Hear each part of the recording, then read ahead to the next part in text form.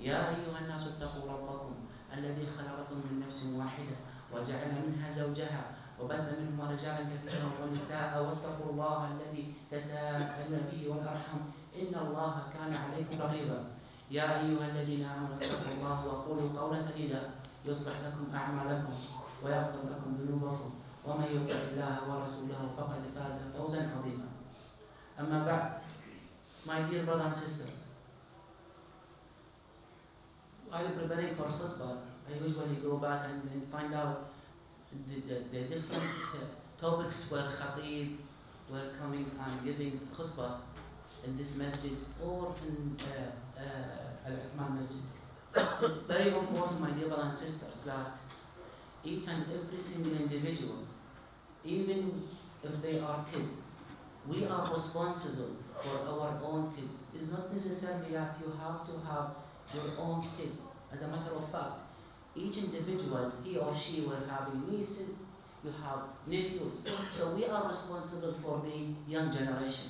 There is nothing called nowadays, with the inflation of the media, that small kids will not be able to understand the basic concept about our existence in this life. What I'm trying to say is that let's simplify the life. The life is so simple, but we are the people who complicate things. If you look at our life, Allah subhanahu wa ta'ala, which always I'm reminding myself first, and then my brothers and sisters, that Allah subhanahu wa ta'ala said in the Quran al-Kareem, وَمَا خَلَقْتُ الْجِنَّ وَالْإِنسَ إِلَّا لِيَعْبُدُونَ. This basic concept should be in each and every single house, in each and every single individual, that our existence in this life is for a purpose. And the purpose is to worship Allah subhanahu wa ta'ala. وَمَا خَلَقْتُ الْجِنَّ وَالْإِنسَ إِلَّا لِيَعْبُدُونَ. To worship Him.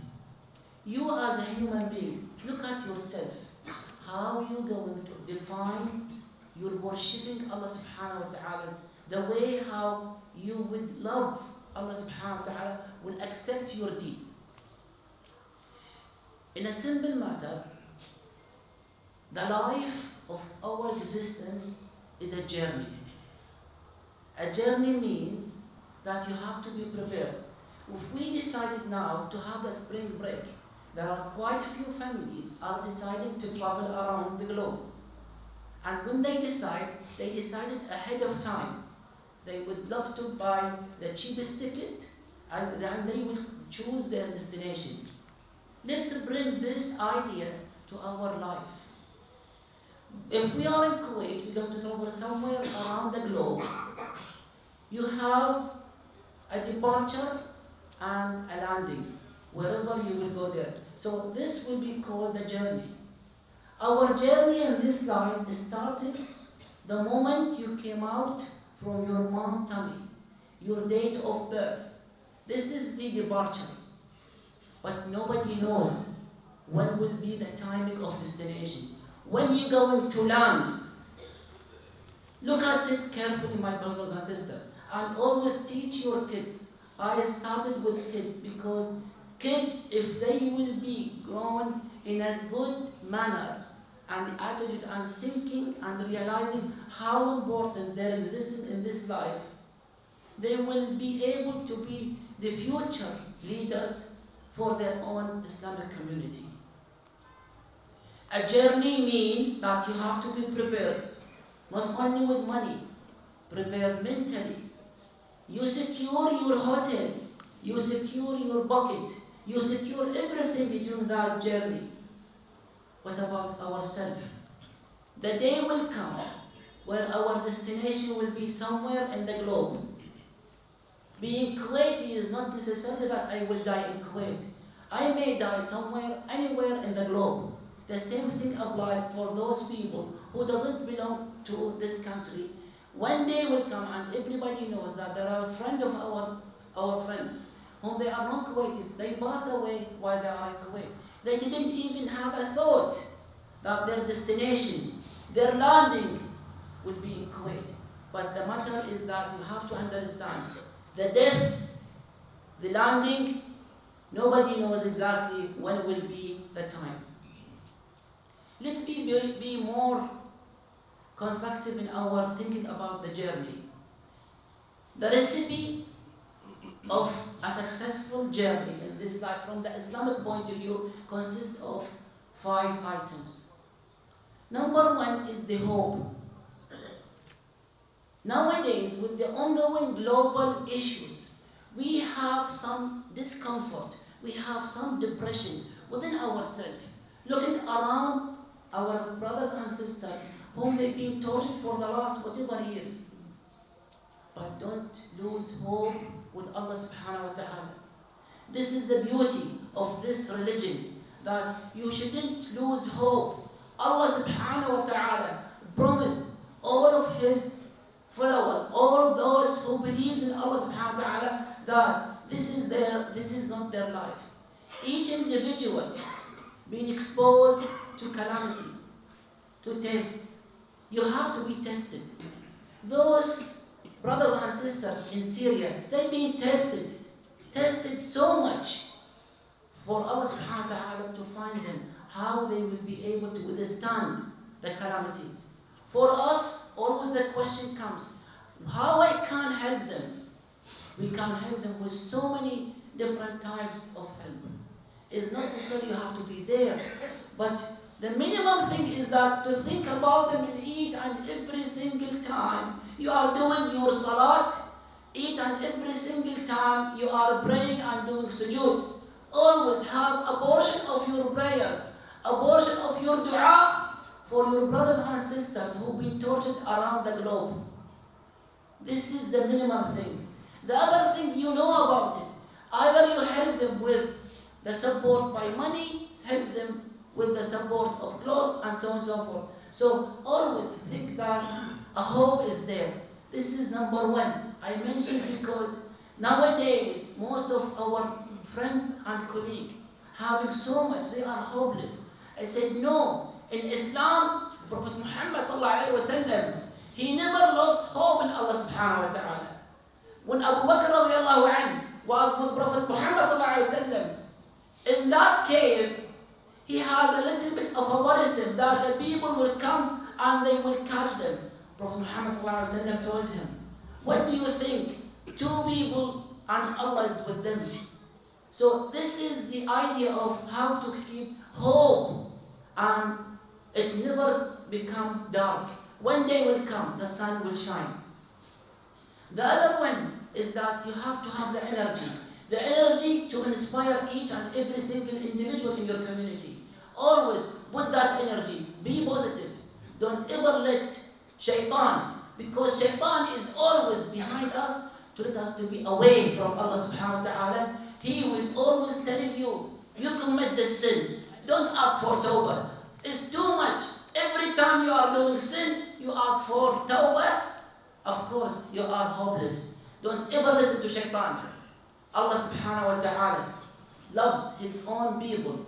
إِنَّ اللَّهَ يُحِبُّ التَّوَّابِينَ وَيُحِبُّ الْمُتَطَهِّرِينَ. This is what Allah subhanahu wa ta'ala told us, that Allah loves those people who commit sin and ask for repentance. So don't ever let shaitan to drive you away from the love of Allah subhanahu wa ta'ala. Number 3, from the recipe of success from the Islamic point of view is that positivity. Create positivity around you, the surrounding, your environment. Whenever you have somebody who will take you down, always you have to go up. There are people who have been created, they've been already born with negativity. Try to be away from them, because positivity is a good sign for a proper Muslim. Be close to your friends who inspire positivity to the community. Nowadays we are in need so much for positivity. We need so much of energy and hope to Allah subhanahu wa ta'ala, and that this Islam, this religion is the last religion on earth. This is the only ummah which Allah subhanahu wa ta'ala will take them, and the majority of Islamic ummah will be in heaven, Jannah, paradise of Allah subhanahu wa ta'ala. Number 4, you have to be focused. Focus in your destination. Don't focus around you about the things which is not going to take you straight to Jannah. Our focus is that وَمَا خَلَقْتُ الْجِنَّ وَالْإِنسَ إِلَّا لِيَعْبُدُونَ. Don't let the prayers, salat, Quran will be the list in your agenda. How many of us in every day looking after ourselves reciting the Quran al-Kareem? Prophet Muhammad sallallahu alaihi wasallam, it's well known and being mentioned by Prophet that whoever will read Quran, not only memorizing, because shaitan will come to you and say, it's too late for you to memorize Quran. You are in your 40s, you are in your 30s, you are terribly busy. There is no time for you to memorize Quran. Just leave it aside. Don't ever listen to him, because he doesn't want the benefit for you and hasanat. So always be close to Al-Quran, because this Quran is the word of Allah subhanahu wa ta'ala. The last thing in the recipe of success from the Islamic point of view is leadership. Leadership doesn't mean to be in charge. Leadership, that you can be a leader within your community. There are kids, you watch them, blind kids. It came on one of the TV show. He's almost in his 10, he's 10 years old. And he looks like a leader. A leader from our point of view is the one who leads the country. Leadership within your community. Leadership within your family. As a matter of fact, there are families where their kids, their girls, are leaders within the family themselves. A leader is not to control. A leader in the way how you communicate, how to show up your Islamic rules and regulations, and how you are going to show the whole community how proper Islamic human being you are. أقول قولي هذا وأستغفر الله لي ولكم فاستغفروه إنه هو الغفور الرحيم.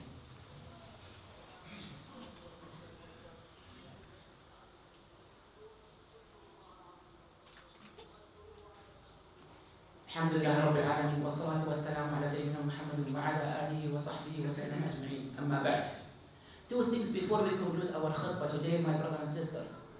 First thing is that the life is full of opportunities, positive opportunities. Get use of them. Allah subhanahu wa ta'ala gave you another chance today to be alive. There are people, yesterday were with us in less than 24 hours. They are somewhere right now. They are in their graveyard. So you've been given an opportunity. Today, Friday, one of those blessed days of Allah subhanahu wa ta'ala. Today, there is 1 hour after Asr prayer until Maghrib time. There is 1 hour. Allah subhanahu wa ta'ala, the beauty about this hour is nobody knows about it. When exactly? Like Laylatul Qadr. Where you can ask Allah subhanahu wa ta'ala for all your needs. You ask Allah subhanahu wa ta'ala last hour of today's Friday to forgive you, to ask Him a proper and a sincere tawbah.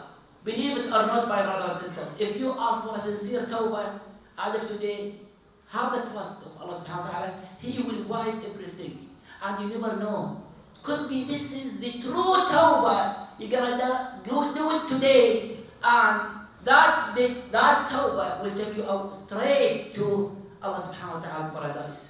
So think about opportunities, the golden opportunities, the diamond opportunities in your life, in your relationship with Allah subhanahu wa ta'ala. The second thing, my brothers and sisters, don't forget our brothers and sisters who've been tortured around the globe, especially in Halab. Don't ever forget them. Even if they are not our nationality, we have to think about their blood. They are Muslim. They've been tortured. They've been having a lot of blood, a lot of cries, a lot of losses. So always remember them in your prayers. And try all your best to spread the good news about them. Don't ever communicate in the WhatsApp and on Twitter about the bad things. And the last thing I would like us to highlight to everybody, don't show your kids the movies or anything which going to break their hearts unconsciously. There are, whatever for us, almost 48 hours, there are videos, clips. It's really, I call them offensive YouTubes or offensive YouTubes. So try to be away from them. If you would like really to feel about your brothers and sisters, pray for them, donate, give. use your word, do a lot of dua for them, spread, read about the history, and teach your kids and your family that the success and the nasr will be for the Prophet Muhammad sallallahu alaihi wasallam. اللهم اعز الاسلام والمسلمين واذل الشرك والمشركين